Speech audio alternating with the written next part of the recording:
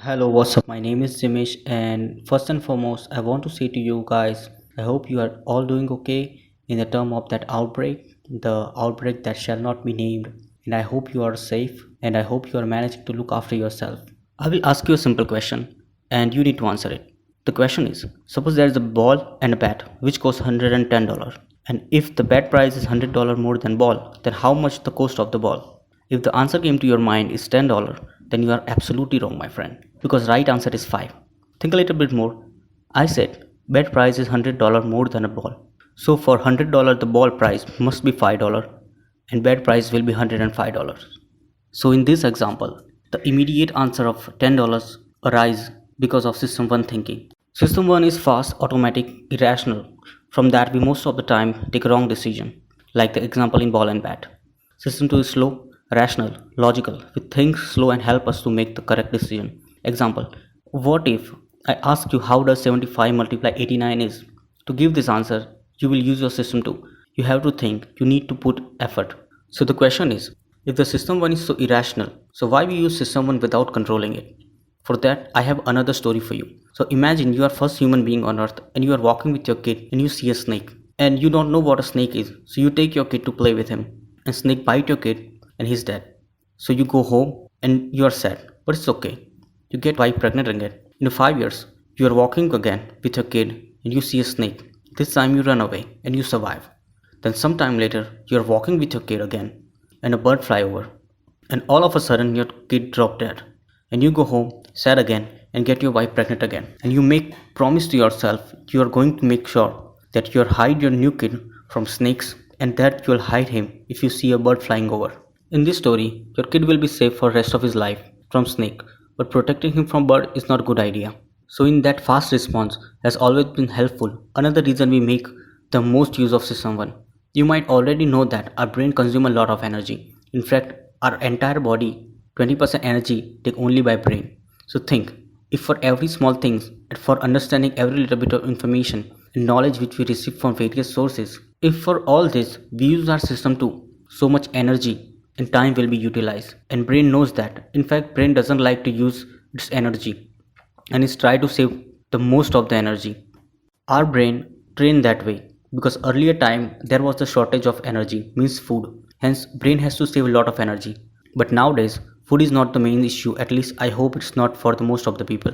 But through the process of evolution, brain stuck on that place where saving energy is the main priority. That's why we make the max use of system 1, which puts us in a problem and troubles many times. Truth is, we make the use of system 1 in most of our life's important decision and that decision goes wrong. Example, suppose with argument with someone you said some things and after it finished, you start to think about that and you suddenly realize that that was a very bad decision to say those things. We use system 1 in that case instead of we must use the system 2. Hence today I will share some points which will help you to use your system 2. So let's begin. If I talk about bathroom and bathing and then ask you to fill a missing alphabet into it, so you will write A and soap word will be formed. But if I had asked you about food and restaurant, then told you to fill gap, then there would be a more chances of you writing the alphabet U. So the word soup would be formed. Now this thing is known as priming. You can manipulate people's decision just by doing priming. So I have a story for you. I once had this basket and it was the best basket in the world. Anywhere I went, I carried the basket with me. Never did I see a basket more beautiful and never did I use a basket more practical.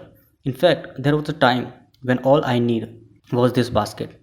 But I have a question for you. I have some stuff here and I really wanted to store it. What should I put it in? You see what I did here? I told you about the basket story and immediately I asked you a question about some stuff to put in. You see, you can use this point in such a way like every morning think something positive or read something positive so that you get prime of it and you spend your entire day positively. Avoid negative news, use positive word, spend time with positive people. So second topic, science of availability. Even event that has almost non-existent probability of happening to you, you can be assigned a reasonable or even high probability by you just because what's available to you. So again, ask yourself, how can you use this concept to make your life better? Is it better to enjoy your life and realizing that the world is actually not as bad as commonly portrayed, or watch the news day where you'll be shown contest, death and destruction because that what sells? Hindsight bias. And I'm sure that this thing happened with you at least once in your life. Suppose one day you make a plan with your friend for an outing or for a shopping. That's when your friend did not feel like going and it's not much interested and make an excuse by saying forget about today, let's go some other day. I'm not feeling good today. Maybe it's also rain, etc. But you all did not listen to him and forcefully take him out with you. Now everyone is enjoying over there, but suddenly it started raining heavily. All enjoyment fun gets spoiled. And then your friend said, see, I have told you, all it will rain. I knew it, but nobody believed me. But at that moment, you will be abuse him or will remain silent. But here's question arise, like really his sixth sense are so much powerful and extraordinary, but obviously not. Because if a rain would not happen, he would not have said a word. But it started raining, so he thought he already knew it will be rain. Similarly, even you must have listened to this statement. I already knew it. I know this team will lose. I know stock market price will go up, etc. No, they didn't know anything. If they would have knows, they must be very rich or they must be very scholar, which they are not. This feeling of it, knew which comes after the actual outcome, is known as hindsight bias.